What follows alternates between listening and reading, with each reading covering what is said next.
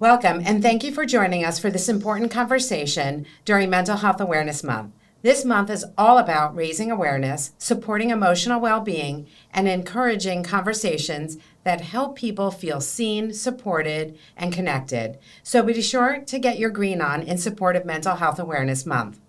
Today, we're discussing the connection between mental health, rising hate, and intolerance, including antisemitism and other forms of discrimination, and the impact these experiences can have on students, families, schools, and communities. At Insight Through Education, we believe schools play an incredibly important role, not only in education, but also in helping students feel safe, supported, connected, and respected. Our mission is to support programs and educational experiences that foster kindness, acceptance, and respect among students of all backgrounds. Like many communities across the country, schools continue to navigate challenges related to bullying, hate, bias, and intolerance. And we know these experiences can affect students' emotional well-being, sense of belonging, and overall mental health. That's why conversations like this matter. Our goal today is to create awareness, share guidance and resources, and highlight the importance of education, early intervention, and supportive environments, both in schools and at home. So we're grateful to be joined today by Kim Coombs, Program Planner for Holocaust Education and Jewish Studies with the Palm Beach County School District. And next to Kim is Dr. Elaine Rotenberg, Chief Clinical and Strategy Officer. And beside her is Dr. Iris Kiner, Director of Jewish Community Connections and a licensed psychologist, both from Albert Jewish Family Services. So thank you so much, both of you, for being here with us today, all three of you. To start, I'd love for each of you to briefly introduce yourselves and share a little about your role and why this conversation is so important to you. I'll start with Kim. Okay. Thank you, Ronit. And thank you to Insight for inviting me to be here today. It's an honor. So as you said, I am the Holocaust Studies and Jewish History Program Planner for the School District of Palm Beach County. We are the 10th largest school district in the nation, and we are the only school district in the nation that has an administrator dedicated to Holocaust Studies and Jewish History. Recently, my role has become more than just Holocaust Studies and Jewish History. With the rise of antisemitism, we also are working around increasing programs to help combat antisemitism and all forms of hate, and also to increase the lens of learning about Jewish culture and modern day Jewishness. Well, thank you for that. And I'm going to go ahead to Dr. Rotenberg. Hi, yeah. Thanks for having me. I'm, as you said, the Chief Clinical and Strategy Officer at Albert Jewish Family Service. And this topic is hugely important on so many levels. First of all, Jewish Family Service does not just serve the Jewish community, serves the entire community. But when it comes to issues related to Jewish culture, Jewish history, unfortunately anti-Semitism, we really take a front row seat in the related mental health challenges that brings about. And overall, the rates of mental health challenges, mental illness in kids, anxiety are already skyrocketing and have been, and compounding. So putting all those things together and having a chance to talk in May Mental Health Month is a great opportunity. So thank you. Thank you for being here. Thank you. Dr. Kiner. Yes, thank you for having us. So my role as a Director of Jewish Community Connections, part of that is to go out into the community and make sure that not only do the Jewish organizations in our area, but all organizations in our area are aware of the services that we provide to help. After October 7th specifically, there was a significant increase in anxiety, concern, fear. And so our role, myself and Dr. Rotenberg, we made it a point to go out into the community and really do a lot of education and make sure that people knew what resources were available to them. So we find it hugely important. So thank you for hosting us here today. Well, thank you. And as all three of you just kind of commented on. My first question is going to be specifically for Kim. As we're seeing more hate, intolerance, and anti-Semitism, not only across, obviously, Palm Beach County, but far beyond across the country and in many different spaces, online, in communities, and among young people, why is it so important for schools and educators to have conversations around these issues and help students understand the impact of words and actions can have on each other? Well, one of the reasons that we find it important to make sure that we're educating not only students but staff on this subject is because they will be faced with a situation of whether it be anti-Semitism or a different form of hate within their school. It happens. As we know, anything that's going on in the community trickles down into the school. And when you give teachers and principals the resources and the knowledge, then they are better equipped to handle the situation. One of the things you mentioned was to understand, having students understand why words matter. And we always talk about with Holocaust education that the Holocaust didn't start with gas chambers and it didn't start with rounding up Jews. It started with words. And so we actually, with your support, have a program called Words Matter, where there are situations in schools where kids are drawing swastikas or using anti-Semitic slurs, or even, we've had schools where they've brought us in because the kids are overusing the N-word or, making fun of other students that have disabilities. And we bring them in and we give them a space to share. So it's, let's say, 100 kids, and we give them the history of hate speech and what different hate symbols mean and how that can impact. And then we ask them if they're willing and brave to speak about anything that's been an adversity for them. And that really has been so powerful for them to share, but also for all those other kids in the room to hear the impact of their words. Because they know if they're the one that's pushing that kid down the stairs or making someone feel small, they know it's them. And so that's been really powerful. And so anytime we can create these little opportunities for kids to have conversation about it, I think it really does have a huge impact. And we're always looking for ways to do that. We're trying to, as Iris mentioned, after October 7th, everything changed. Sure. And, we were seeing a rise in anti-Semitism in our schools through Kanye West and Kyrie Irving and a lot of those celebrities that were doing a lot of damage. But after October 7th, it really spiked. And so we were doing a lot of reactive, what can we do now that this has happened? And we decided to look for ways to be more proactive. So anytime we can get ahead of it, that's something that we're always trying to do.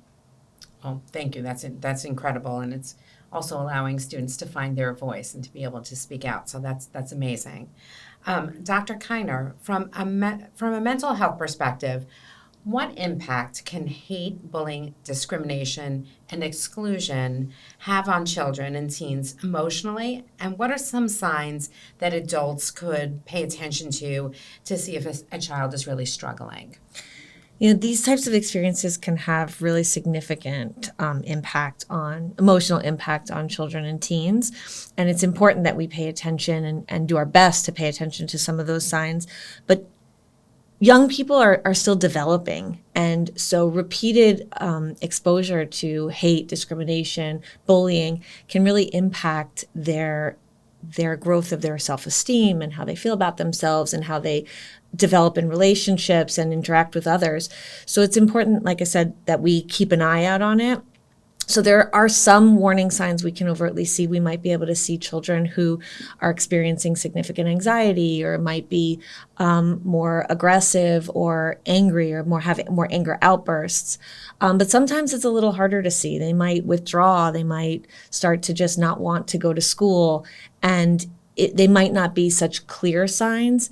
So it's important that we just try to maintain open levels of communication and give them opportunities to build support systems.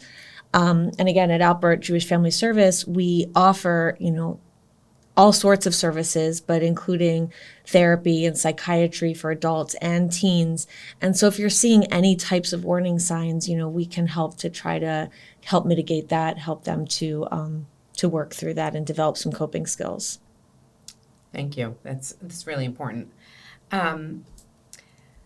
Kim, I'm going to go back to you for this next question. How can schools proactively help create environments rooted in empathy, inclusion, kindness, and respect? I know that you spoke a little bit about the program of Words Matter, but what additional things can you share that are happening in the schools to be able to promote those qualities? Well, the logo or mantra for our school district is inspire, affirm, educate. And so that's something that our district is always working on, building culture. But like we said, after October 7th, everything changed. And so we became very reactive to situations of hate and anti-Semitism. And so we were looking for something to do that was a little more proactive. And so we really beefed up our No Place for Hate initiative. Again, with the support of the ADL and with Insight Through Education. We started a couple years ago with 2 schools that we had in No Place for Hate prior to COVID, but then it kind of dwindled. And so we revamped it 2 years ago, and we got 50 schools in our South region, which is, the Boca region where we have a lot of our Jewish population. And then this year, we're probably going to finish with close to 80 schools that are designated. And what that does is the No Place for Hate program, it creates an inclusive environment for all students, no matter where you're from or what your beliefs are. And the schools have to create a committee of students. So a lot of times we use our student voice clubs to partner with that. And they have to create 3 activities that are school-wide. Maybe it's something to do with Black History Month or during Holocaust Education Week or Hispanic Heritage Month, or if you have a large Haitian population, you might do something with Haitian culture. So 3 school-wide activities that really just promote acceptance. And we've really found it's had a great impact on our schools. And next year, we're opening it up to the rest of the district. So hopefully we have 184 schools next year. Hopefully we'll have close to 184 schools participating. Well, when we meet again next year, hopefully we'll hear that there will be 184. Yeah. So that's amazing work. Another thing we do have at schools too, and I think that you guys will appreciate, is that every student has a trusted adult. On every campus, every student is designated one trusted adult that they can go and speak to. Great. Yeah. Thank you. This next question is for Dr. Rotenberg. What advice would you give parents who may not know how to begin conversations about hate, discrimination, or emotional well-being at home without increasing fear or anxiety? I know it's a tough question, but... I love this question. Okay, great. And I think, Kim, you use the word whenever we can be proactive. And I love this question because parents are so often the key to being able to manage and respond and deal with whatever anxieties and worries their kids are bringing. And so I think my first part of that answer is that, to answer the question, is what advice do you have for parents? The first thing I would say is that there is no perfect answer. And the parents really need to go into a situation, especially a situation that involves something as horrific as October 7th or explaining Holocaust or any of these horrible, scary world events. They really need to go into it knowing that they're not going to necessarily know the right thing to say. But the key is that they need to create the safe space in which the child feels comfortable bringing something up to them. That's sort of like the first part of the answer. And then the other thing that I like to say to parents is kids are different at different ages. So you have to follow their lead developmentally. Follow where they are. So, we sometimes make the mistake. It's interesting. After October 7th, Iris and I did some programs for parents of preschoolers and how to talk to your kids about October 7th. And one of the things we said to them was, please do not think your job is to explain to them the Israeli-Palestinian conflict. It's like we sometimes answer 5-year-olds with our adult grown-up answers, but they just want the 5-year-old answer. And that's probably one of the best pieces of advice. And your kids will lead you because they're gonna ask questions that they can manage answers for. And it's kind of interesting how that happens developmentally. The other thing is that parents have to kind of take a breath before going into and do a self-check before they get into these conversations, because parent anxiety is highly contagious. And parent stress and parent depression and all those things, our kids are like, it's like this no barrier between sharing that with our kids. It's something you can catch. You don't even mean to do it to your kids. So it's take that breath, because these topics are anxiety, like we could talk right now a little bit more about October 7th, about pandemic, about things like that. And I could happily get all of our anxiety levels to raise. How are we doing? How we doing? We all right? Yeah. Let's take a breath, right? And so, but this is true for parents too. So like the best piece of advice, one of the best pieces of advice to parents is like, take a breath, manage where you are, check where you are emotionally so you can come in and hear your child, not respond from your anxiety.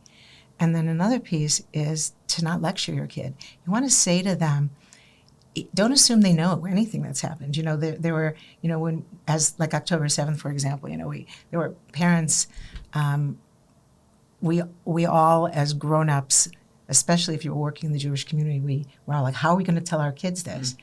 But, you know, some of our kids didn't even know this. They didn't even know what happened. So it's like, you know, instead of going home and saying, so did you hear what's happening in Gaza today? Or did you hear what's happening? To ask them, you know, has anybody at school been talking about? What have you heard? Did you hear about anything like this? And to find out where they're at first is really a good place to begin. And parents need to have a little more confidence that we got this as parents. Mm-hmm. You know, we got this, but we just have to breathe, because these are big, scary issues for everybody. They are, and thank you. That was really very important and amazing. So some of the themes that we just heard throughout this conversation are the importance of education, connection, speaking with family, and also early intervention. Helping students build empathy, understanding, kindness, and acceptance early on truly does shape school culture in a positive way, which is something that I know Kim and we've spoken about quite a bit. So I'm going to ask this next question of Kim. So why is Holocaust and Jewish studies education so critically important today?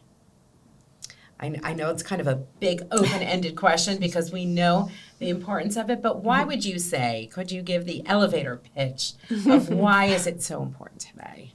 Well, Holocaust education and Jewish history are as important today as they were 30 years ago when we first started this work.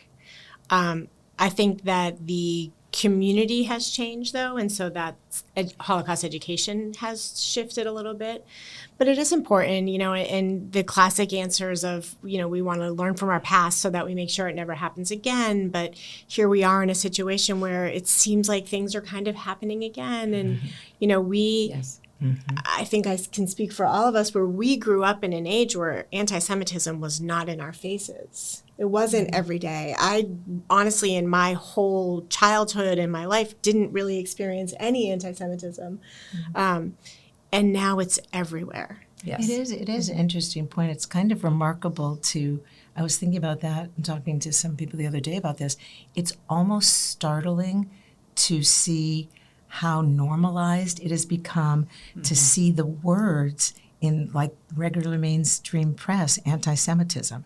That was something that as a Jewish community we knew about, talked about, were scared about, but to just have it sort of like, you know, rising rates of anti-Semitism, that wasn't so much part of the public dialogue, which it really sets a great... It's on the news every day. All the time. It's normalized, yes. and that's exactly the word that I would use to describe it. Just yesterday on the news, it was something happened at the Louvre in Paris, France, and they said, you know, it's connected to anti-Semitism. And I was like, well, of course it is, because it seems like that's all we're hearing on the news every day. And so going back to your question, that leads us to why is this so important today? Because now we're able, unfortunately, to make connections between what happened then and what's occurring now, and what can we do different. We talk about how silence was a big problem 80 years ago.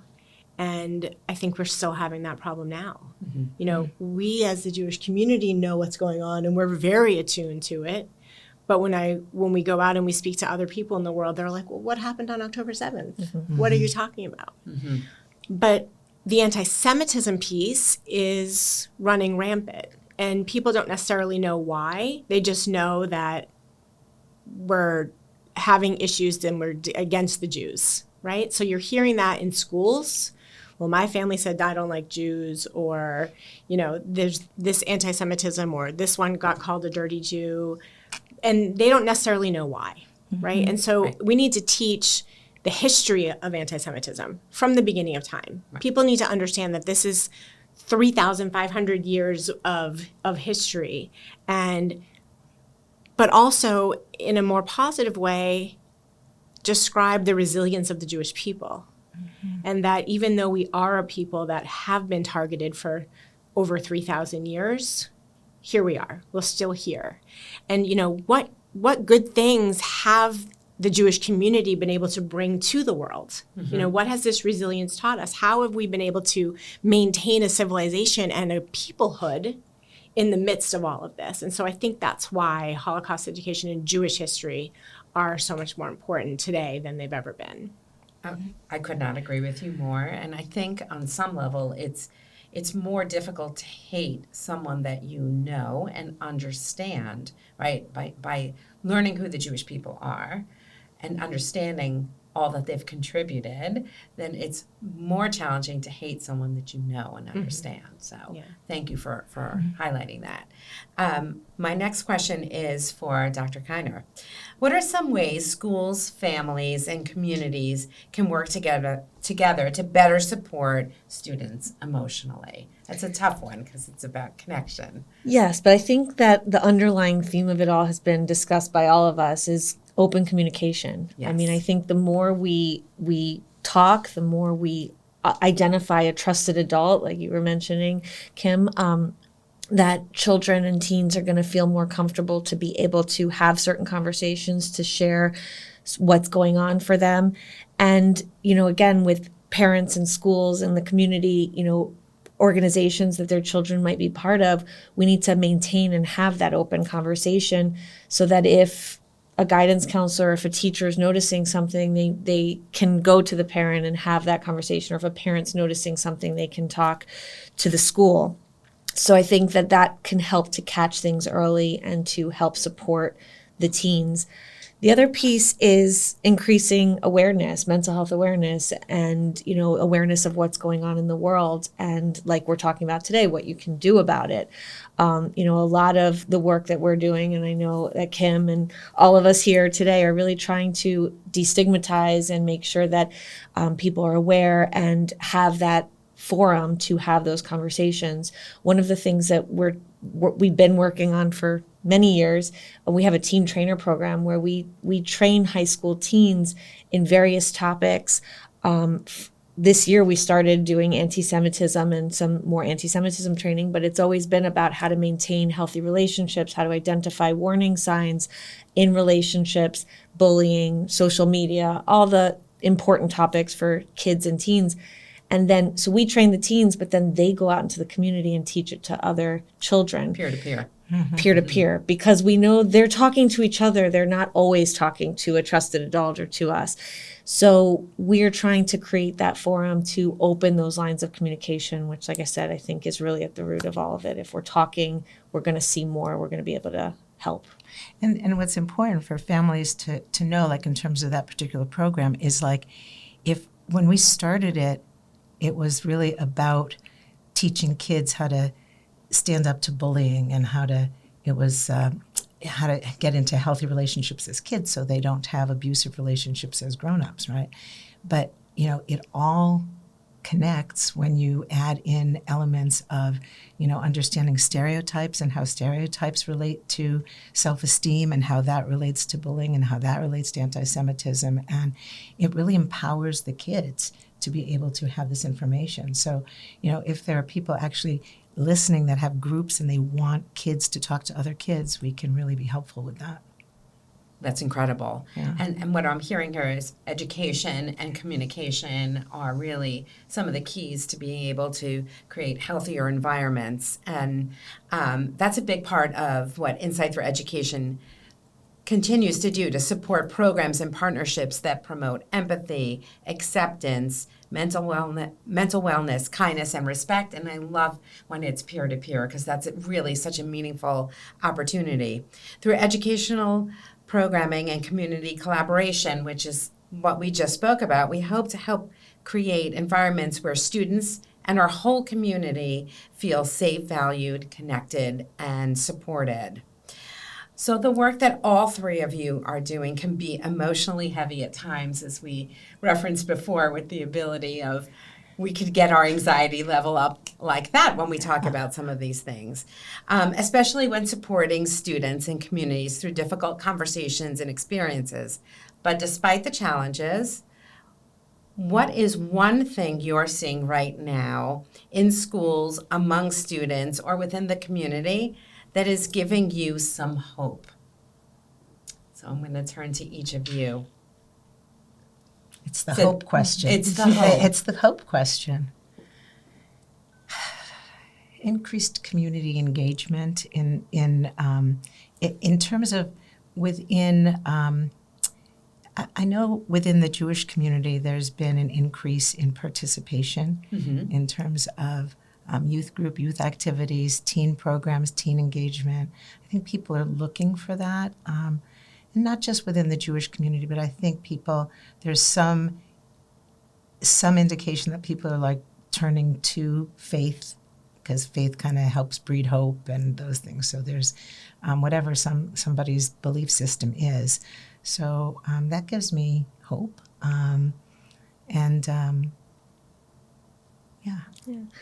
I would say, in some of my work with the teens, it's seeing that aha moment when something clicks for them and they're feeling empowered and learning the leadership skills to then, be able to do the work for us. That we're with specifically, I can think of a certain number of teens that I've been working with that are going to continue this on beyond all of us. And that gives me a lot of hope. Hope for the future. Yeah. Kim? I think mine is the same. We've done 400 programs this year in our schools, and every single one of them gives us hope. So we leave there and, we never have students misbehave. They're so engaged. And then at the end, we always have them. You've been there for some of those experiences where we have the students reflect and share the impact of what they've experienced and how they're going to carry it forward. And it's unscripted and we never know what they're going to say, and they always blow us away. And so when you speak to these children, you have such great hope for the future, and I think, I don't know about you guys, but we're reaching them even younger than before. It used to be high school, middle school. Now we're starting in fourth and fifth grade. Our teens are teaching third graders. Yeah, and fourth graders. I mean, we have to. Yeah. And so if we can start developing these kids in third and fourth grade on, just being a good person, hopefully that's where we can hope to lean into creating a better society. What I was going to say to you is that you're the question is so wonderful, because just the fact that you have spaces for this kind of conversation, that gives me hope. Because many years ago, and I'm not going to age myself, but for those of us who've been practicing in the field for a long time, there was not as much overt conversation about mental health and about wellness and about self-care. And so yes, anti-Semitism is increasing and hate is increasing, all this stuff. But, I'm encouraged to know that at least we are having spaces where we can talk about it and acknowledge it and teach things like mental health first aid and teach things like you do in your programs. And I think That's it's important. incredible, and I agree with all three of you. When you look at teens and you look at students speaking out and sharing about their experiences and being mentors for other peers, that's what gives us hope, right? Because then we know that next generation is a little bit brighter, right? And so I love that all three of you were able to find the good, and I think it's important that we find the good and the hope for the future. And I want to thank all three of you for this really meaningful conversation. This was such a great space for us to be able to share about the important work that you continue to do for students, families, and our community at large. And don't forget to get your green on for Mental Health Awareness Month, which reminds us that emotional well-being is deeply connected to how safe, supported, and connected students feel in their schools and their communities. At Insight Through Education, we remain committed to supporting programs and partnerships that help strengthen school communities through education, early intervention, acceptance, understanding, and respect.